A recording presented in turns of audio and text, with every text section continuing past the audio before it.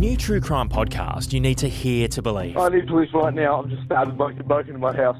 2 men dead at the hands of a teenager and almost every moment recorded. Please, don't move. Put the knife down. I was just trying to help her.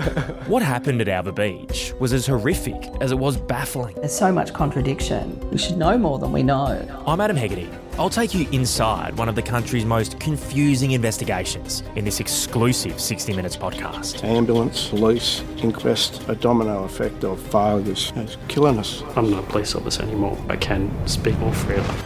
Albo Beach, death at the door, wherever you get your podcasts.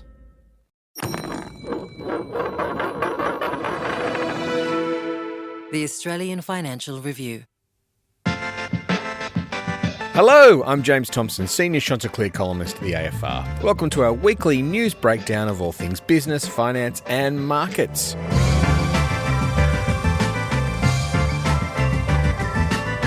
With me today, as always, is my Chanticleer colleague. He's got as many friends in the White House as Kevin Rudd. It's Anthony Macdonald. How are you, Anthony? Mate, at least Kevin Rudd got there. I'm a long way off. Good point. This week we look at Anthony Albanese's big visit to Trumpland. We take you inside the AFR's Energy Conference, and we look ahead to a big moment for global markets. But James, let's start closer to home, and listeners will remember that last month the biggest takeover in the history of this great country, the $36 billion offer for gas giant Santos, unceremoniously fell over when the Abu Dhabi National Oil Company took its wallet and went home. But James, an extraordinary story broke this week when it emerged that the former chief financial officer at Santos, Sherry Dewey, hadn't left to pursue other interests, but had actually been given the chop. And she raised issues with the leadership style of CEO Kevin Gallagher on the way out. James, how did it come about? Well, all this came out through the great reporting of our energy guru, Angela McDonald-Smith, who you're going to be hearing from later in the podcast because she helped us out at the Energy Summit, no end. This is an amazing story, Anthony. When executives leave, there's always a company line given, pursuing other interests, spending more time with the family. There's a line. What we got this time is that Sherry Dewey refused to sign a non-disclosure agreement and has, in the last week, basically started hurling some hand grenades from the sidelines at her former employer. As you said, she's suggested that she was forced out basically because there was a clash in management styles between her and Kevin Gallagher. That led the chairman of Santos, Keith Spence, to tap her on the shoulder and say service is no longer required. And this comes in a really sort of dramatic moment for Santos. As you said, it's only a month since that big takeover bid fell over. That was the third takeover bid that had fallen over in the last couple of years. There's questions about Santos's strategy. There's investors who are grumpy about the underperformance of Santos's shares for over a long period. And so now they're looking at this, little drama between two of the top people at Santos, or three of the top people at Santos if you include the chairman, and saying, hang on, what's going on here? So I think this is a particular executive personality-based drama, but it does feed into some bigger questions about where Santos is at, doesn't it, Anthony? Absolutely does, James. Now, the problem here for me is that you have Santos and the chairman, Keith Spence, out there talking to investors, and they're asking him what's going on with Sherry. And he, pretends like he didn't know anything about it. And then the story comes out. So, hats off to Sherry. It's a great reminder, James, that for every executive announcement that we read, most of them way over the top, glowing and full of bull dust. Most executives, while, leaving for personal reasons and deciding to retire or whatever, plenty of them have been given the arse. Plenty of them have packed it in because they're frustrated with what's going on. Yep. And then you have the others that have just, reached the end of their tenure naturally. So it was a great sort of eye-opener around the bull dust that goes with these executive changes. But the timing of this story was delicious, because Santos had been out there talking about Sherry, why she'd left, all that sort of stuff. But now we have a chairman whose credibility, with some of his investors at least, is really under question. We've got a CEO who there were already some red flags around, will have been there for 10 years next year. You'd think that's normally approaching the latter stages of one's tenure. Yes. He's achieved some great things. He's got the company firing. It's about to start raking in the cash. But he should be, you'd think, naturally approaching the later stages of his tenure. Like I said, who's going to take over? Where's the succession planning sort of at? You've got that question. And then you've got the fact that it's been 3 times kicked over as a takeover target now, James, and hasn't been able to sign a suitor. You kind of wonder why. Turns out these other issues sort of bubbling below the surface. Yeah, so you've got this strategic and cultural clash of issues that's really juicy. But the bigger question is, how do we get this business performing again? Santos has got 2 big gas projects it's going to bring on stream in the next 12 months. Barossa, which is off the coast of the Northern Territory, and Pika, which is in Alaska. All good and well. The cash is going to start flowing. But there's still some discontent about where the strategy's at, isn't there? There is. Look, I think Kevin Gallagher's obviously a pretty strong-headed CEO, and I think that's actually what you need in the sector, James, right, in oil and gas. Otherwise, the government is just going to run all over you. Yeah. The societal pressures on these things are going to run all over you as well. So, hats off to Gallagher in one instance, and he does have these new projects coming on board, which is really hard to achieve. Totally. In 2025. So that's a good thing. But, investors want to see value for this, James. Santos has been one of the great hopes of Australian equities for 20 plus years. Fund managers have absolutely pinned their careers on this thing before, and they've been disappointed before. Now they're hoping this time's different. The cash is about to start flowing to them, but they're not seeing it in the share price. That's partly because the oil price is down, but it's also because Santos isn't quite there yet on its journey to these cash riches. But all that's supposed to be coming in the next year or two. So, watch this space. Yeah, absolutely. And we'll also watch out for your resignation letter from this podcast, Anthony. If you resign citing personal interests or are spending more time with the family, the listeners will know what that's about. Ask questions, listeners.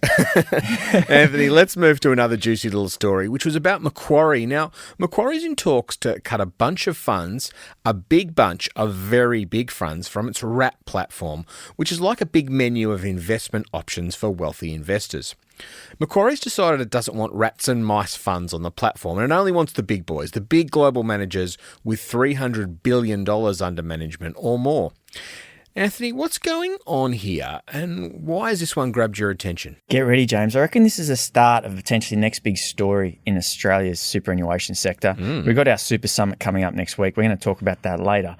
But you might recall that Macquarie was one of the groups that had the Shield Master Fund on its platform and had about 3,000 clients in there with a combined $321 million invested, all of who Macquarie since said it will repay.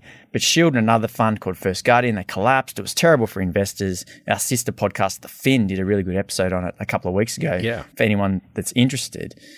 But anyway, it was also shone the light on these platforms and these platform owners and what they do and what due diligence they either do or do not do on the likes of Shield and First Guardian and others who are accepting money from clients into their funds.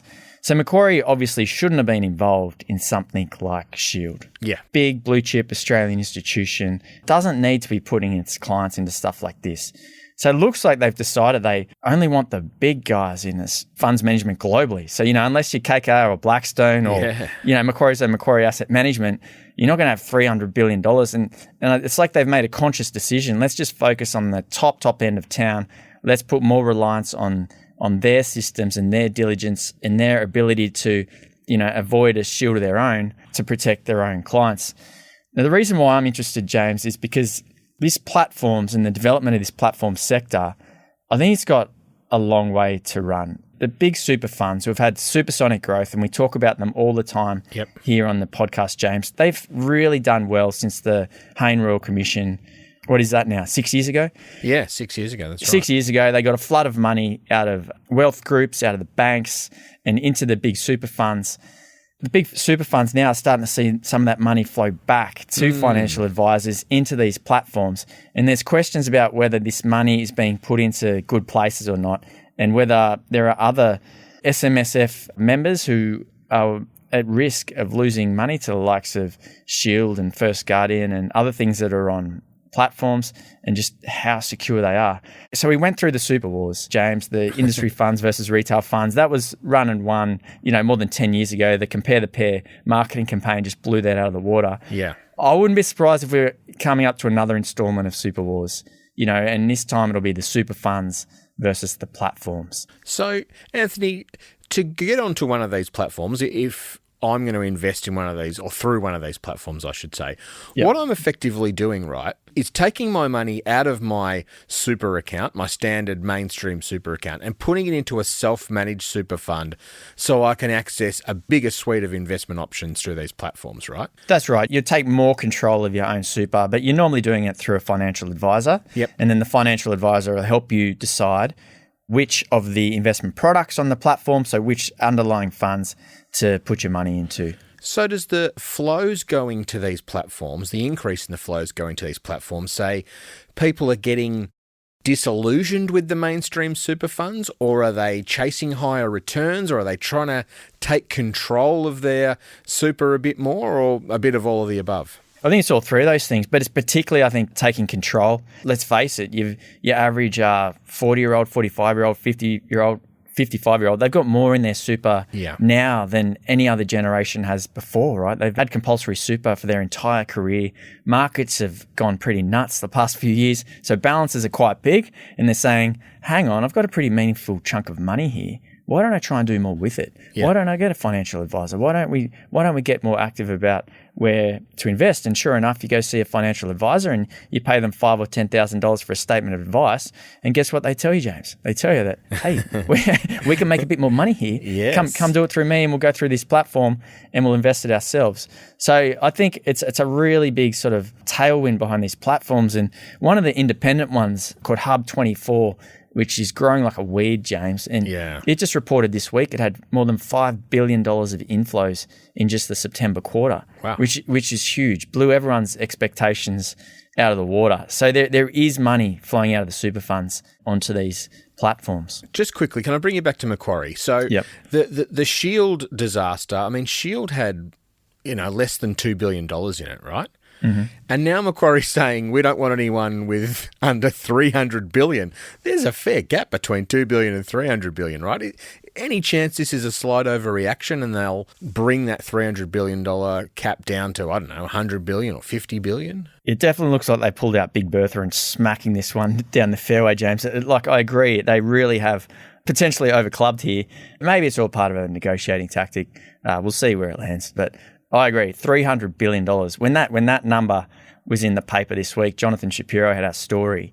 It was the sort of number that made you go, hang on, is there a typo here? Does he mean 300 million? Not 300 billion? It's a huge, huge number. Yeah, massive change. We'll see where it goes. Okay, Anthony, let's move to our first topic. And on Tuesday morning, it finally happened. Prime Minister Anthony Albanese got the golden ticket into the White House for his long-awaited sit-down with Donald Trump. And he came bearing gifts, Anthony. He brought Ambassador and former Prime Minister Kevin Rudd, so Trump had someone else to insult. But the big news was a $13 billion framework that Albanese and Trump announced to help the US and Australia work together to mine and process rare earths and critical minerals. Now, Anthony, I reckon our readers keep hearing a lot about rare earths, and they're talked about like, they're unicorn horns or something. But just how important are they and how rare are they? They're extremely important, used in basic industrial needs, as catalysts, lighting, alloys.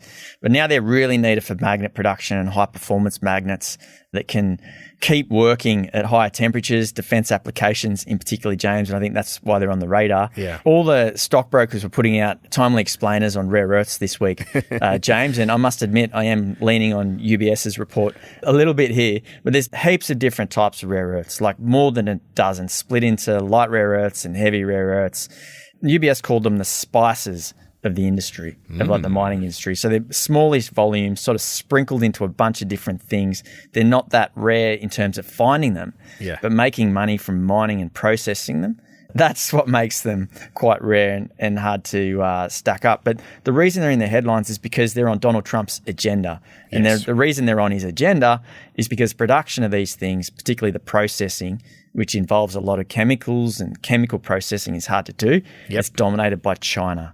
Trump's trying to spark a Western, non-Chinese rare earths industry. It's hard to do because these things are fiddly to mine, like small volumes, faraway places, and then to process them is hard and quite dirty. It's also hard because the demand for these things is there, but China's got a strangle on the supply, right? And it can supply more into the market, which keeps prices down and makes it really hard for anyone else to firm up a market, a Western market. Yeah. So what the governments are doing now is they're sort of putting their heads together and trying to create this Western market. And they're doing it by throwing around capital like confetti to all these rare earths hopefuls out there. And they're saying, we'll give you some money, try and help you get off the ground. Let's see if we can become less reliant on China in this market. And they're also talking about underwriting a Western price, which would also help get more projects off the ground. So it's all sort of coming together. Very, very hot, as you say. But James, the immediate winner was a company backed by Gina Rinehart, the country's richest person.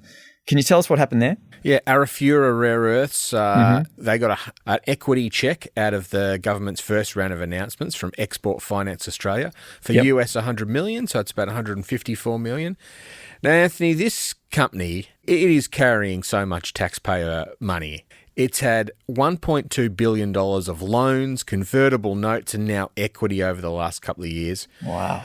To try and get this project up that they've got in the Northern Territory called the Nolans Mine. Now, the idea, as Anthony Albanese said on This Week, was that this mine can supply 5% of the world's rare earths needs. So you get this up and you start to really try and break that Chinese stranglehold on rare earths, as you described just before. So it's fascinating to me that we are really betting the farm on, one company, and this company probably wouldn't get off the ground unless it gets this government money. We talk about there's a danger in picking winners. Well, we have bet the horse heavy right here. We are right into this one, and the share price of Arafura is up, more than 300% since the start of the year. Rare earths are going nuts. I think Arafura is in the right place at the right time, largely. For Albanese, it ticks so many boxes, regional development, tick, this is in the Northern Territory.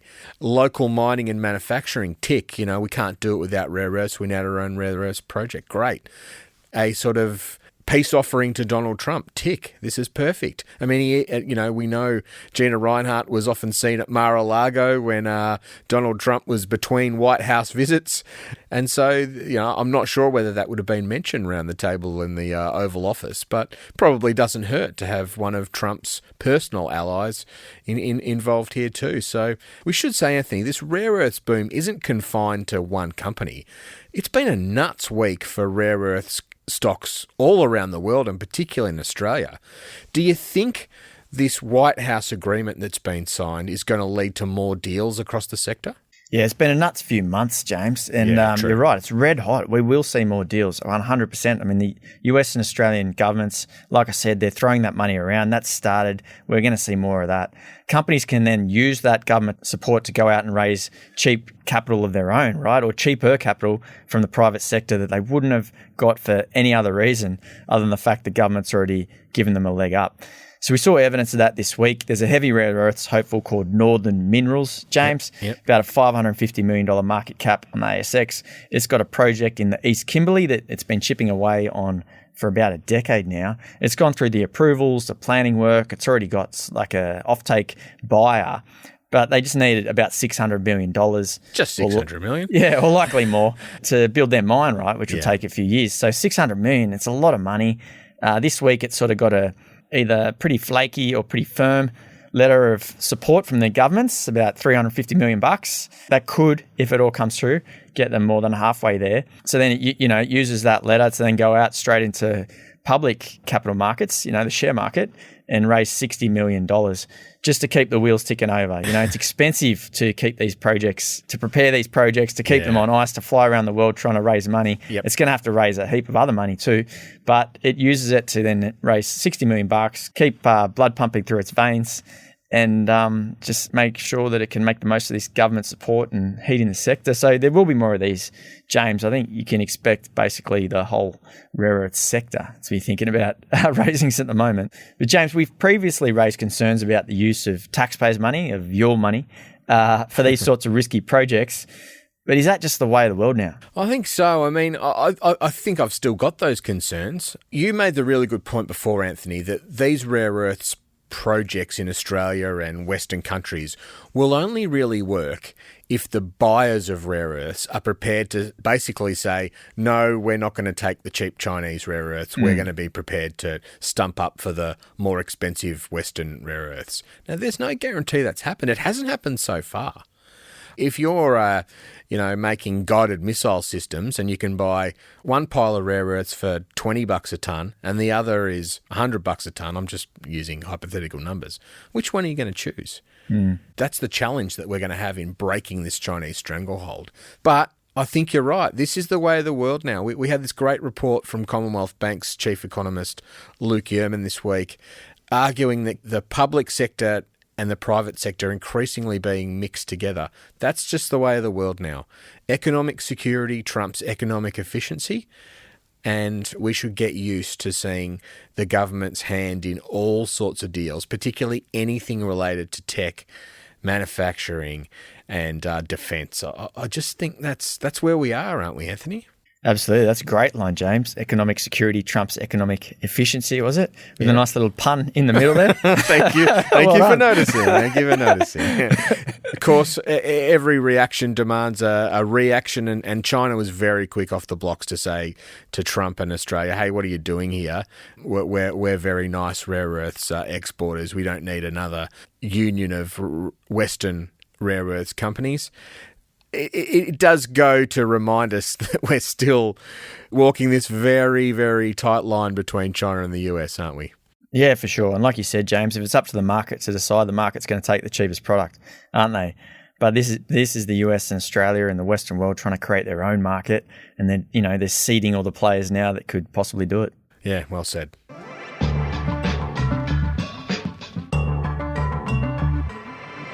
Okay, James, on Tuesday and Wednesday, the AFR hosted its 8th annual Energy and Climate Summit, where we had the chance to take the pulse of the energy transition, look at who's winning and talk to the sector's heavy hitters. Now, to close the event, we also did something special, a live podcast. It was great fun because we were able to tap into the knowledge of the AFR's energy guru, Angela Macdonald-Smith, no relation. She helped us break down the sector's big issues from the summit, and we wanted to take you inside the room where it happened. Let's have a listen. All right, Angela, congratulations on putting together a great event. We've had all the heavy hitters up on stage over the last couple of days. It's been really great to get into the details of the summit. I wanted to take you back to the first few sessions on day one. We had Daniel Westerman. I thought he provided a relatively upbeat view of the energy world, households storming into the renewable energy market with solar and batteries. We should be okay with reliability. We should be okay with infrastructure. We should be okay with sort of supply meeting increasing demand. And then he had this sort of caveat that he sort of, just mentioned it by the by. It seemed pretty important to me though. Everything will be okay as long as everything gets built on time and in full. Building this stuff is the part that we're not really doing so well, isn't it? Yes, and look, first of all, thanks, and good to be here on this live podcast. But yes, look, on the detail of the pipeline coming up, yes, I think there's 52 gigawatts of clean energy projects in the pipeline, as Daniel Westerman said. And to put that in context, like the whole installed capacity of the national electricity market at the moment is 66. Right. So the size of the pipeline is clearly huge, and obviously enough for us to get to that 82% renewables target by 2030. But yes, as you said, it's a huge if. It's a major caveat. Delivery is really the issue, as we've seen over these last few years.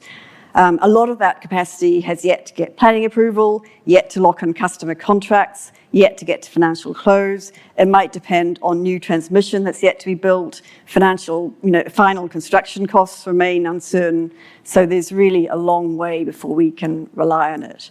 And look, another important aspect, you raised the element of inertia and that sort of thing. It's really this element of system strength. I don't want to get too technical here. A lot of people won't understand what we're talking about. But basically, I think until just recently, All of the conversation around whether we can close big coal power plants around, like Eraring, was around, do we have enough electrons to replace that capacity? Whereas now it's sort of changed a bit because we do have all this renewables capacity coming on and all the storage too.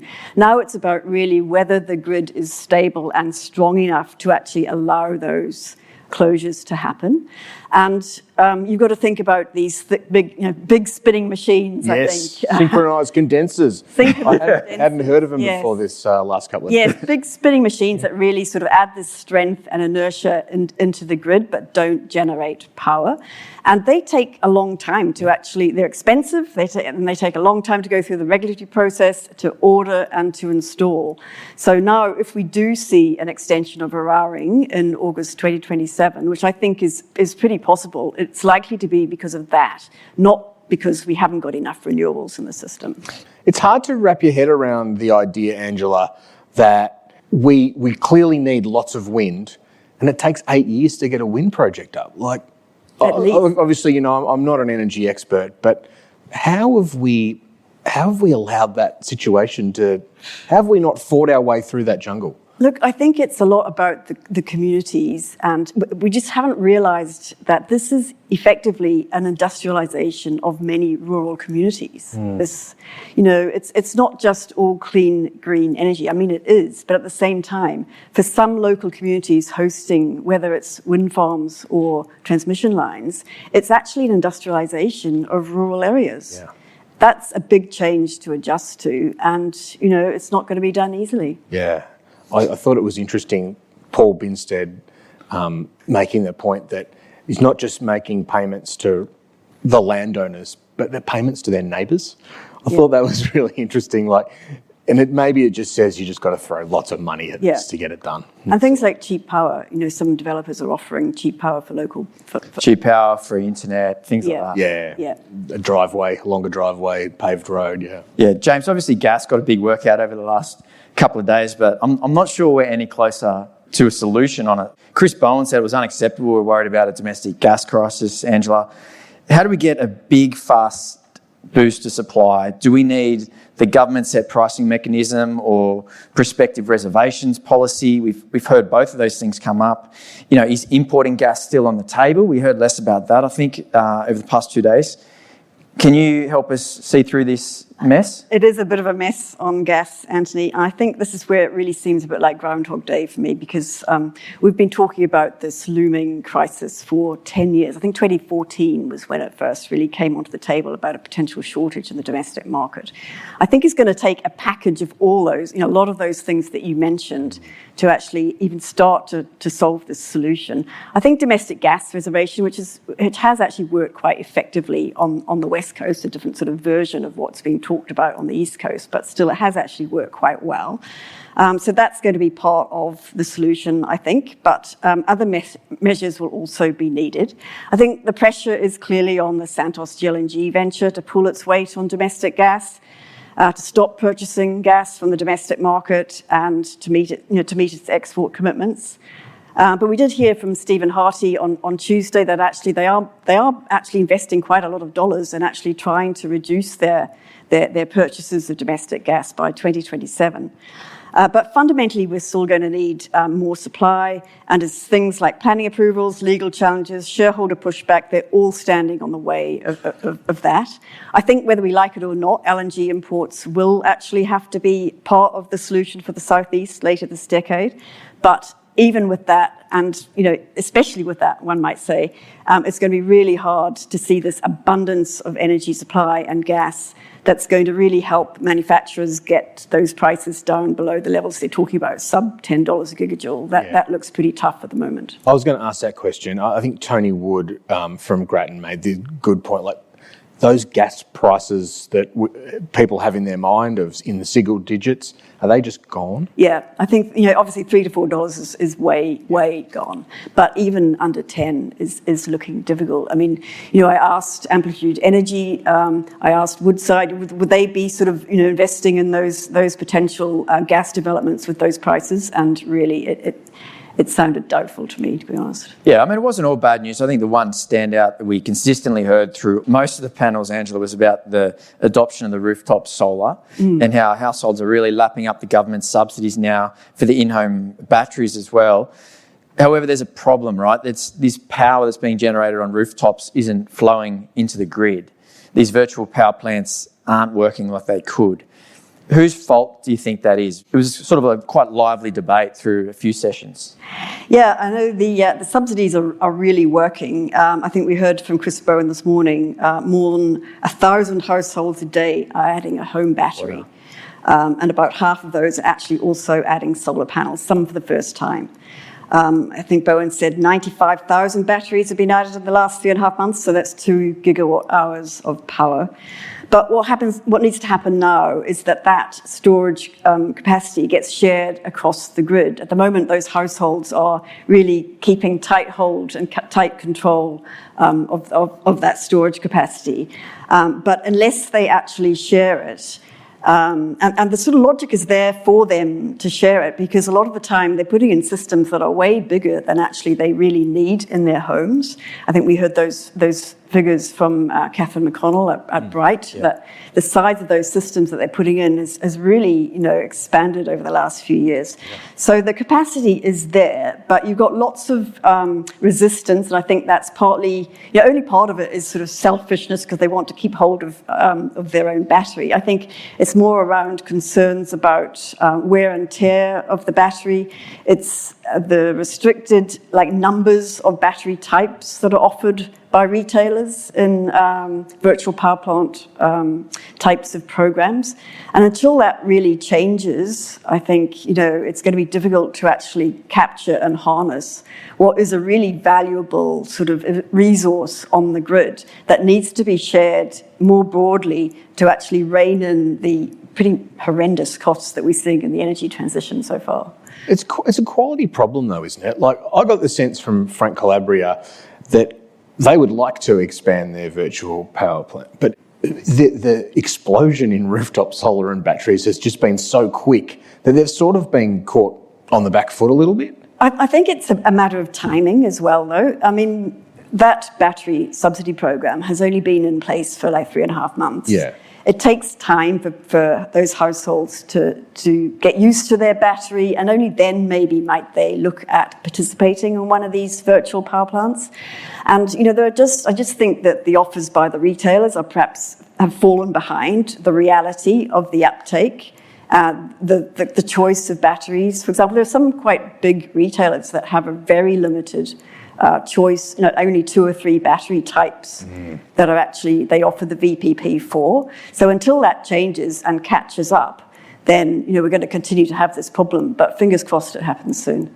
Yeah. Is it a problem that just gets solved with cash? The offers offered by the retailers need to be more attractive. Yeah. There need to be more inducements.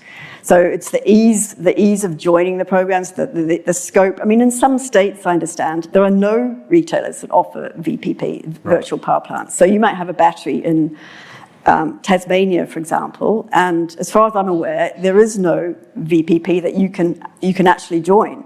So that's obviously an issue. And I think outside the metropolitan regions as well, it's something similar. Business opportunity for someone, maybe someone in the room.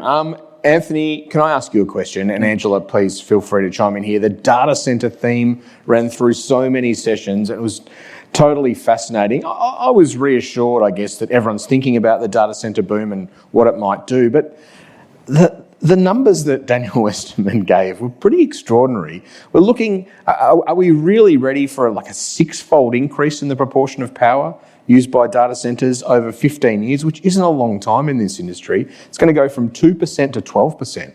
That's a big jump, isn't it? Yeah, I'd say we're not ready for sure, James. But if you listen to the people in the data centre sector, and we had Craig Scroggie, who runs NextDC, one of the big 3 developers in Australia, on stage yesterday. I mean, he makes it sound like a 6-fold increase is really undercooking it. He said it could be a 10 to 100 times increase. Now, I know that's quite a big range, and that loose sort of range is very indicative of how we just don't know where this is all headed. But in no way do I think that we're ready for the explosion of data centres should they even come? We don't even know if they're coming, James. Like there's lots and lots of talk about them. They're all out there. The big developers are all out there trying to raise money at the moment. They're trying to do it in different fashions. They're not quite sure how to do it. It's still kind of all finding its feet. It was good to have Scroggy here because at least he's fronting up, right? Energy is a big issue for them. He seemed pretty clear to want to turn it around and get everyone here to realise that they're the users of the energy through the data centres, not the data centre themselves. You know, it's just so that you can go home and watch TikTok tonight or Netflix, Victoria Beckham on Netflix. James, it's not his fault. It's actually your fault. Yes, well, we have watched that one. It's quite good. I recommend 5 stars from me. Craig Scroggy offered everyone in the room a tour of a data centre, which was very generous of him. We should take him up on that. But is there a disconnect here? Like, we've got enough problems, don't we?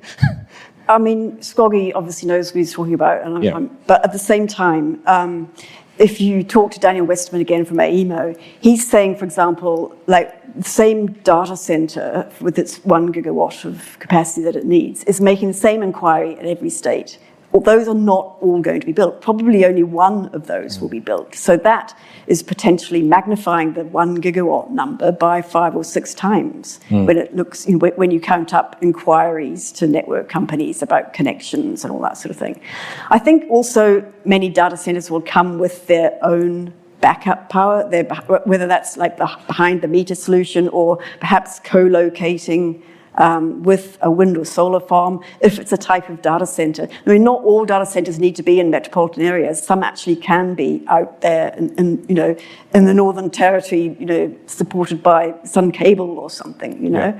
So, there's a lot of learning, I think, still to be done as to how this is going to play out. But yes, it is going to put extra strain on the grid. Were these guys just the Bitcoin miners a few years ago? Like, was it the same with them? Or data centers much more? Yeah, I'm not sure. I mean, a lot of comparisons are made actually between data centers and smelters because of like the big sort of baseload sort of round-the-clock sort of demand that they need. And also their ability to actually, in some ways, not significantly, but in some ways flex their demand. It's not sort of, 24 hours the same. Again, it depends on the type of data center, I think, but there will be that sort of flexibility too for a data center to respond to what's happening in the market that should ease some of the pressures on the grid. I think what it does raise, though, is some questions about data centers versus the traditional manufacturers, because basically these two groups of customers are looking for the same thing: reliable, green, affordable power. But that question of affordable means something different probably for data centers than it does for manufacturers. Yeah. They're just not going to be as price sensitive, and that probably raises some questions for the old school manufacturers in terms of the power that they can access. No, good point. Well, ladies and gentlemen, thanks so much for being part of our first ever live podcast. Anthony, thank you to you for your hard work over the last 2 days, and particularly Angela, thanks to your leadership and expertise and for making this podcast sound much smarter than it would have had you not been here. Thank you. Thank you. Anthony, it was a great experiment, the live podcast, great fun. But tell me, when you think back about the Energy Summit, did you come away more optimistic or pessimistic? I probably came away a little bit more pessimistic, but I'm still optimistic we can do it, James. Like, all the players are there, all the people are there, all the different, investors and everyone we need is there. Everyone's looking at it. We are transitioning. It's happening slowly. It is going to happen. But, once again, it's probably not happening at the pace that, we'd all like it to. What do you think? I just see the same things. The energy crisis is the same as the housing crisis. We've got all the goodwill in the world. We all know what we need to do, but we can't get planning and regulatory approvals through quick enough. The policy settings are a bit of a mess. They're a bit all over the place. The cost of constructing these things is really difficult. The community support for some of these projects is not quite there. I agree with you. The capital's there. The will is there. The technology's there. But it's just those last bits, getting the stuff out of the ground, getting the wind turbines out of the ground and getting the houses out of the ground. It's the same problem, calling on the same set of people, politicians and developers and workers to get the same thing done. Do you think the problem with both is that we call them both a crisis and maybe they're not crises? No, I think that we call them a crisis, but we don't act like it. I mean, we have been going to these summits, Anthony, for like 8 years, as I said. Oh, the planning approvals are really hard. Why the hell hasn't the federal government come over the top in both housing and energy and said, that's it. We have to do this. This is for the good of the nation. We are taking over the planning approval. States, local governments, I'm sorry, you're out. We're taking over your powers and we're just getting this done. We keep sort of calling these a crisis and then we don't react like they're a crisis. I don't know. Am I going over the top? No, that's nice and passionate. It's good to hear. All right. Well, it was a great energy summit. Lots of chewy, fascinating issues. And that's the thing about energy. It is endlessly fascinating and endlessly interesting because of those challenges. We'll come back after the break and we'll look ahead to a big moment for global financial markets.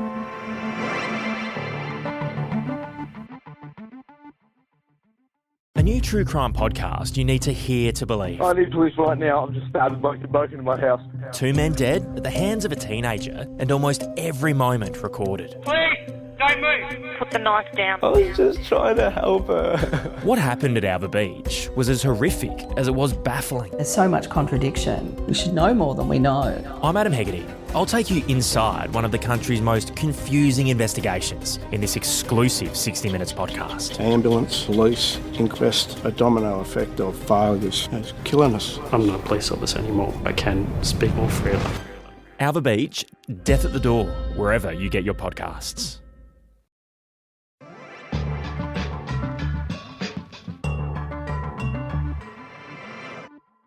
Well, welcome back. If you want to know more about what we're talking about today and a whole lot more, AFR subscribers can sign up to the Chanticleer newsletter at join.afr.com/Chanticleer. Every Saturday morning, the newsletter pulls together the best Chanticleer columns from the week and delivers them straight to your inbox. Okay, Anthony, we're summiting again. This week, on Thursday, we collect our Sherpas and we head towards the top of the mountain for the Super and Wealth Summit. Now, you've given us a little preview of what you're excited about. Are you got anyone on stage for this one? Oh, heaps, James. It's amazing. The super sector's really turning out in force. I got the CEOs, CIOs of the big super funds. We're going to talk about, platforms, performance tests, retirement, a bit of the investment uncertainty. What about yourself? Who are you speaking to? Oh, I've got an interview with the chairman of Cbus, Wayne Swan, former treasurer of the nation. We're going to talk about what's happening in Trumpland. We're going to talk about what he thinks about Jim Chalmers' recent super tax law changes. This is going to be a great event. I mean, the super sector is so central to the economy now. And as you say, they really rally around this day, so can't wait. I think also that morning we're going to have, Anthony, the latest Fed decision. Mm-hmm. So the Federal Reserve, the Central Bank of America, are going to decide on whether they should cut rates. Line ball decision here. I don't know quite which way they're going to go. Inflation's still sticky in the US. Job market's weakening, a lot like's happening in Australia. But Anthony, we're going to be getting up early on Thursday morning, not just for the Fed, but for the James Hardie Annual General Meeting. You've called this the AGM of the AGM season. Tell us why you're so excited, please. If you can't get excited about this, James, you're either a James Hardie director or you're deceased. Like, seriously. Right, this has got everything. You've got 5 directors who proxy advisors have come out and said vote them off the board. Oh, You've got a bunch of angry investors here in Australia. Furious. The corporate story of the year coming to a head in one meeting. Unfortunately, it's held in Ireland, James, because James Hardie's actually an Irish citizen, even though he is traditionally an Australian company.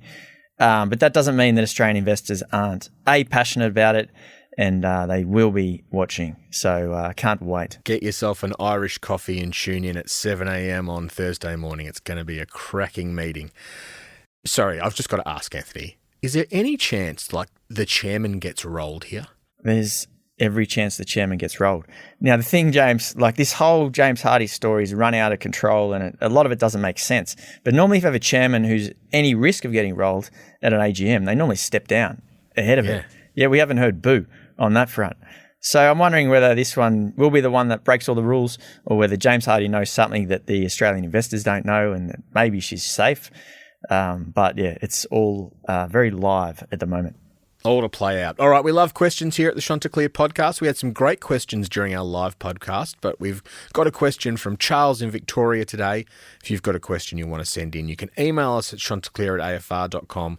You can also send us a question in audio form. Just record a voice memo on your phone, include your name and where you're from, and email it through to us. And of course, the widget on Chanticleer articles at afr.com is another way you can ask questions.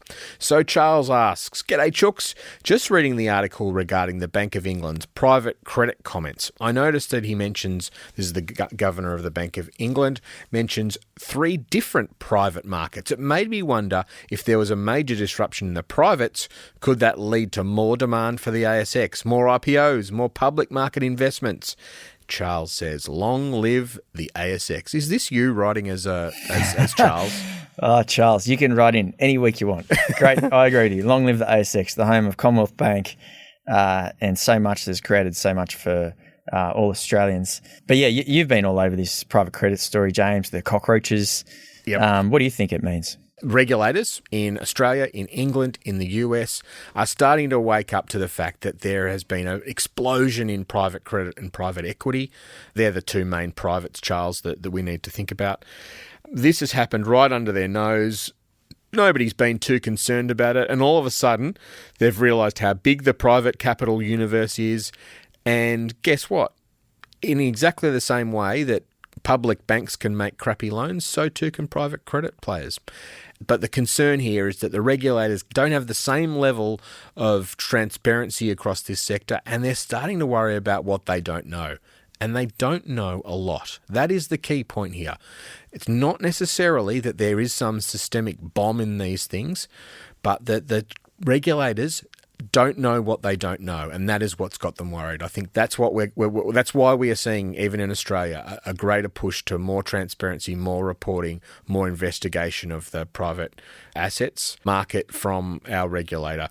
Does it lead to more demand for the ASX? I've actually had this point made to me by no less a person than Howard Marks, the billionaire investor from Wall Street. He made this exact point, like, things go in cycles. At the moment, passive investing's everywhere, but there could be a swing back to active management if we see a blow up in passive. At the moment, private credit's the hot thing, but we could see a swing back to public markets if something blows up in private credit. Is that possible, do you reckon? Oh, Howard Marks does not need me agreeing with him at all, James.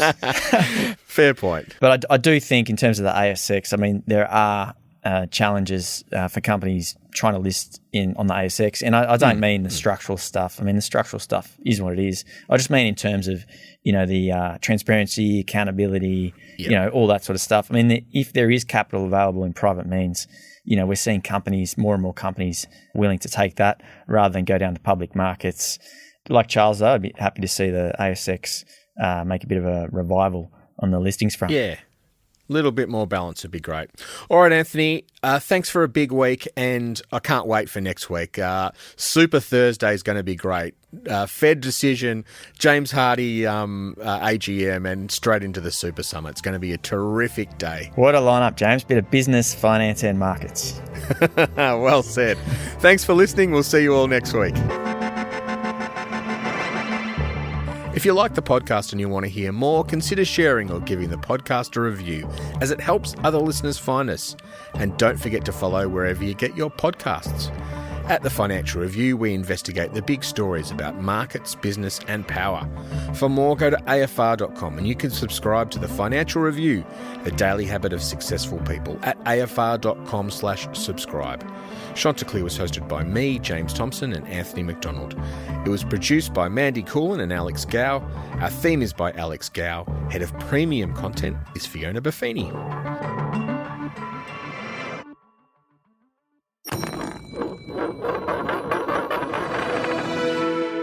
The Australian Financial Review.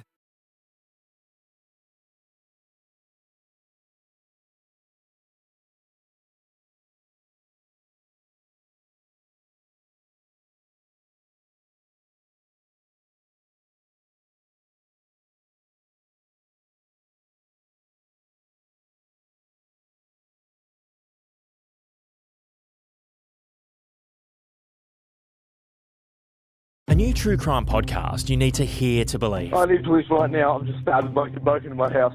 2 men dead at the hands of a teenager and almost every moment recorded. Please, don't move. Put the knife down. I was just trying to help her. What happened at Albo Beach was as horrific as it was baffling. There's so much contradiction. We should know more than we know. I'm Adam Hegarty. I'll take you inside one of the country's most confusing investigations in this exclusive 60 Minutes podcast. Ambulance, police, inquest, a domino effect of failures. It's killing us. I'm not a police officer anymore. I can speak more freely. Albo Beach, Death at the Door, wherever you get your podcasts.